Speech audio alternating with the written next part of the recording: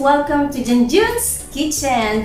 For today's video guys, ay masyadong akong ganadong-ganado dahil medyo may pagka-international ang ating recipe for today. Ayan. Ako po ay nasa loob ng kusina guys ha. Hindi po ako nasa loob ng tindahan. Ayan. Pasensya na kayo sa aking countertop.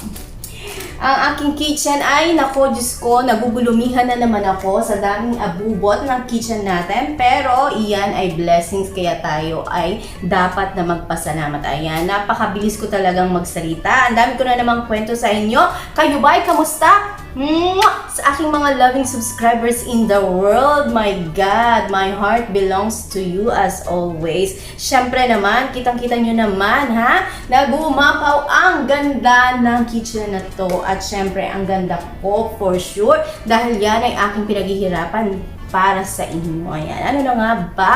Kamusta na kayo? Anong mga bago sa inyong mga buhay? Well, tama na. Huwag tayo magmarites dahil masyado nang napupuno ang mundo ng mga marites. Ayan. So, for today's video, Diyos ko Lord, kamusta kayong lahat aking mga loving subscribers? Kayo sana ay laging safe, lalong-lalo na dyan sa aking mahal na bayang Pilipinas. Ayan. Kayo sana ay laging safe, malayo sa lahat ng mga sakuna. Ha? Ingatan nyo ang inyong mga sarili, of course. And, yeah, always pray and stay safe. Ayan, lagi po tayong magdadasal. And, sa aking naman mga bagong manonood, or for those who are new to this channel, ayan, ha? Welcome to Janjoun'S Kitchen. And, please subscribe to my channel, Janjoun'S Kitchen. And don't forget to click the notification bell for my new uploads. Ayan, kabisadong kabisado, walang mintis. Ayan. To my loving subscribers, hinalikan ko na kayo kanina. Ayan na, kayo ay akin ang inoorasyonan. Dahil tayo ay parami na ng parami. Tayo ay to road to 100. 100 lang. 100 pa lang guys, hindi pa 100,000. Road to 100, ayan. Eh, kung walang 100, di walang 100,000, di ba? Paano mabubuo ang 100,000 kung walang 100? Hello? Ayan, so ang dami ko ng daldal. Mahinto na ang aking video sa intro na ito. Ano ba ang ating recipe for today, guys? Ako, I'm so excited. Ang ating recipe for today, tayo ay gagawa ng Cannelloni meat. Charan! Ayan. So, welcome back sa ating kitchen, guys, ha? Ang entrance ay walang kakupas-kupas. So, nahanda ko na ang lahat ng mga ingredients na ating gagamitin for this recipe, guys. At yan ay makikita nyo, ha? Anong nangyari sa aking kuko? Well. So, mag-start na tayo. Tayo ay maghihiwa nitong number 1 na sibuyas. So, ang ginamit ko dito ay 1 medium size onions, guys. Ha? At tayo ay gagamit din ng 3 cloves of garlic.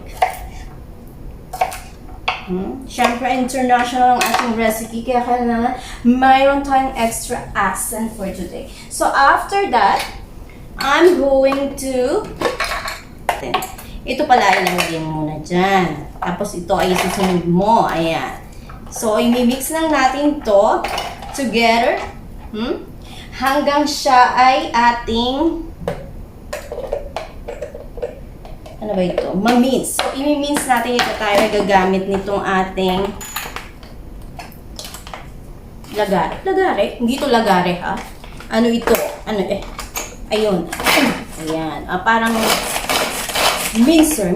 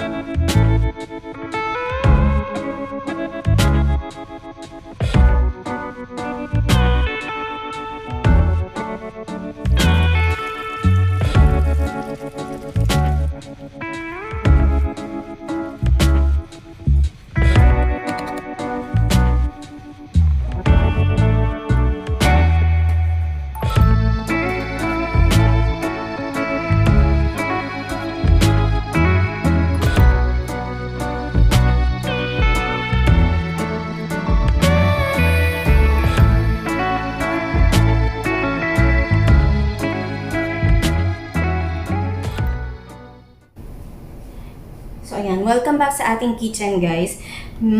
Ito lang yung pinaka, I think, na pwede natin gamitin sa ating pagbe-bake nitong cannelloni. So, ito guys, yung aking ginamit. Cannelloni, i-bake lang to for 30 to 35 minutes. Okay, so ganito siya kalaki, guys. Pasta siya na may butas. Ayan, magkabilang dulo. Tapos, ang gagawin natin, ipapalaman lang natin yung ating beef sa loob nito. So, lalagay muna natin yung ating sauce. Yan. Yan. Parang ibabanig lang muna natin siya dyan. Ayan. Yan.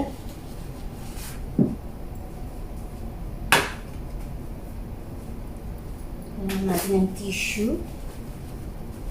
On the side. Linisin natin, importante.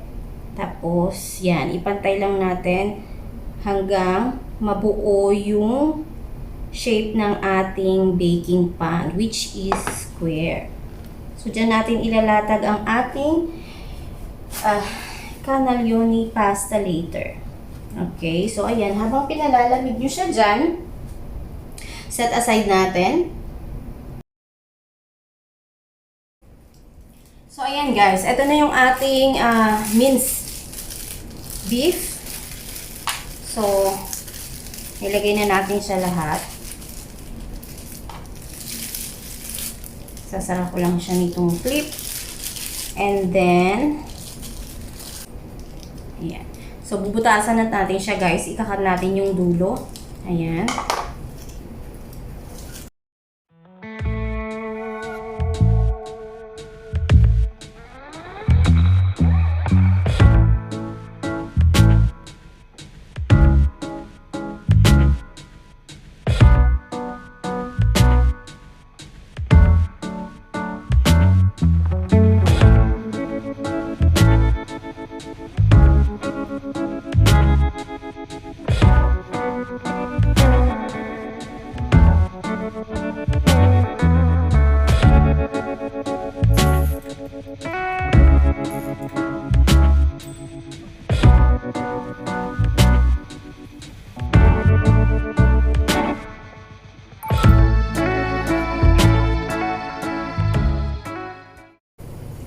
So excited to show it to you.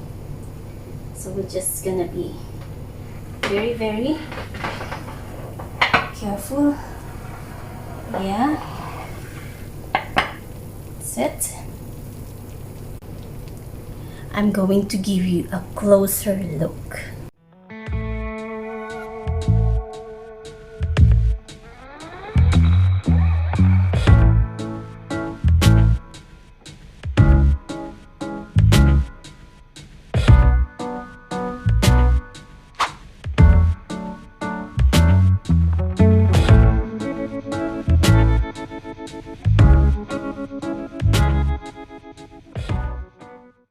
Please subscribe to my channel Janjoun'S Kitchen and don't forget to click the notification bell for my new uploads.